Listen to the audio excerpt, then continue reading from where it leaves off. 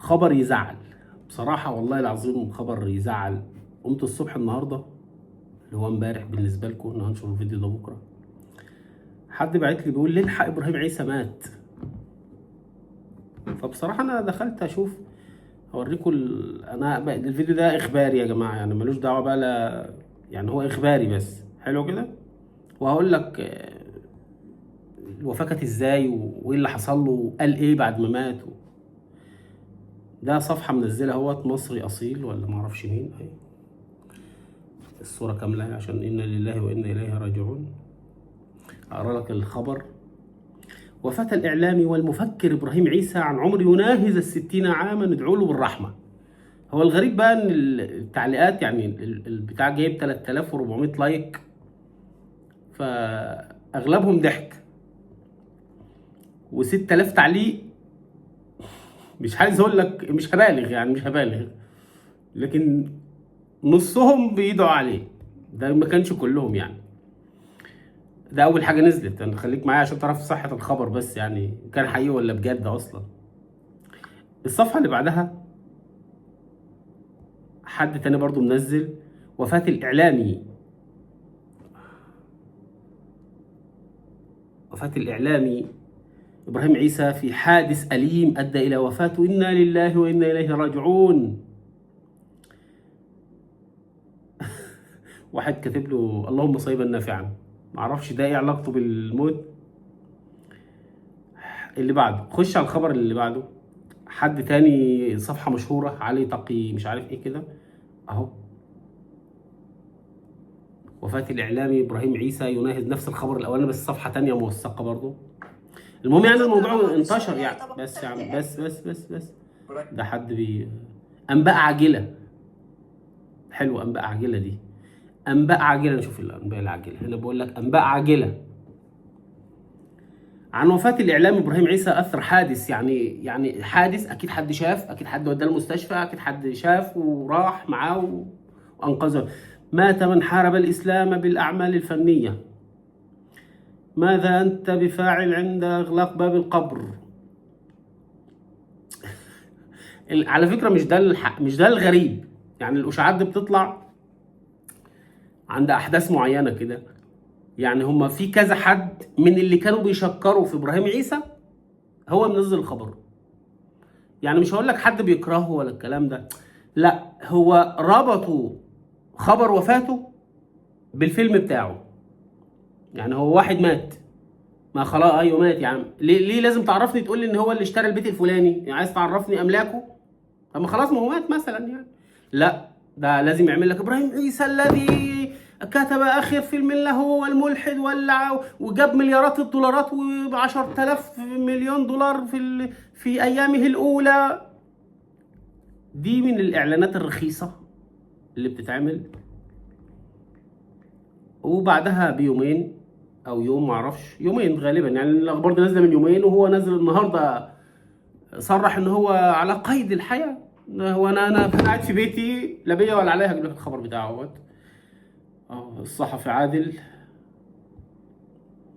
حقيقة وفاة إبراهيم عيسى وشقيقه شقيقه يكشف الحقيقة في أول تعليق. شقيقه يعني أنت ما تطلع أنت أقول عايش وبيطلع لايفات من الساحل الشمالي كمان. يا سلام، ده بوست ينفع عادل إمام ولا عادل مش عارف إيه.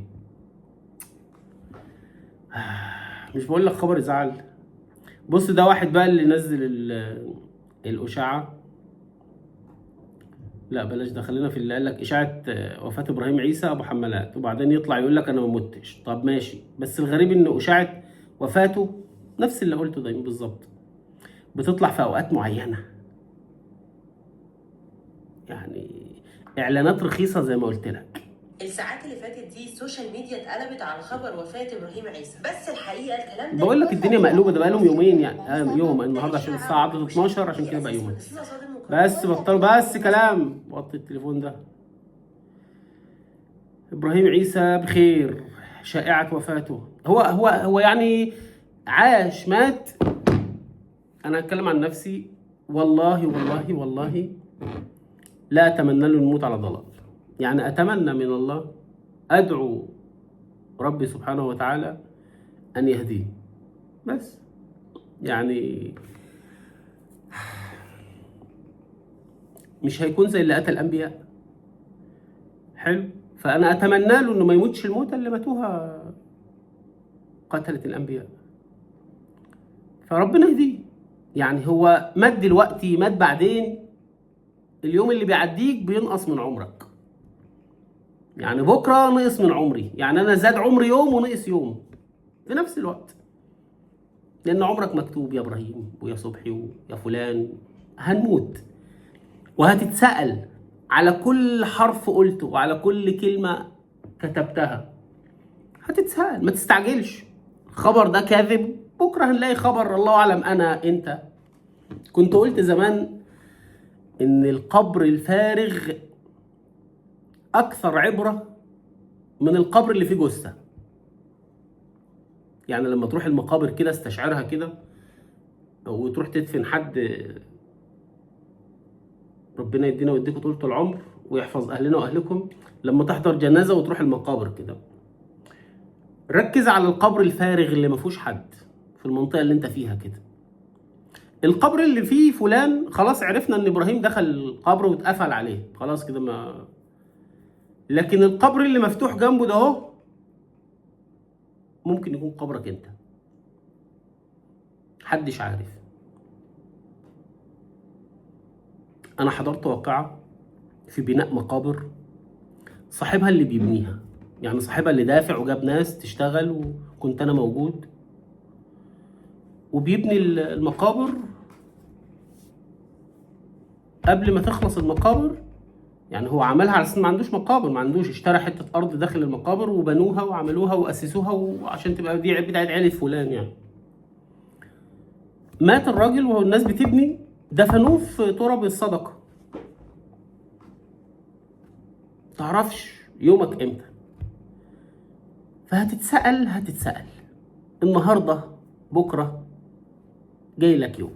اي حاجه هتقولها هتتحاسب عليها. هتروح هيجي غيرك يعني، لكن انت هتروح وهيفضل الاسلام. هتروح وهيفضل الدين قائم زي ما هو. عملت خير لنفسك، عملت شر لنفسك، انت اللي اخترت طريقك. بتصلي هتتحاسب، ما بتصليش برضه هتتحاسب. اسمك ابراهيم هتتحاسب، اسمك مينا هتتحاسب، اسمك صبحي هتتحاسب، كله هيتحاسب عاجلا ام اجلا. فده كان خبر عشان بس نوثق اللحظة ان ابراهيم عيسى خبر مفبرك، حد اصطنعه، وما اظنش حد من اللي بيكرهوه، لان اللي عامل المنشورات الكبيرة حد بينشر له فيديوهات او بينشر له مقالات بتدعم الفيلم اللي جاب 200 مليون دولار يا اخي، اللي محدش شافه من هنا لبكره، اللي السبكي نفسه طلع قال انا مش ندمان لكن مش هكررها. يعني هو ما جابش ايراداته على ما اتوقع، شفت الخبر بيقول كده مش متذكر بالظبط، ان هو بيقول لي والله عمل جيد وبتاع، لكن بيعمل هلس، بيعمل دوشه فانا مش هعمله تاني لانه ما جابش ايرادات كتير يعني. فخبر النهارده يا جماعه، ابراهيم عيسى حي يرزق، فادعوا له، ادعوا له بس، وادعوا لي. السلام عليكم.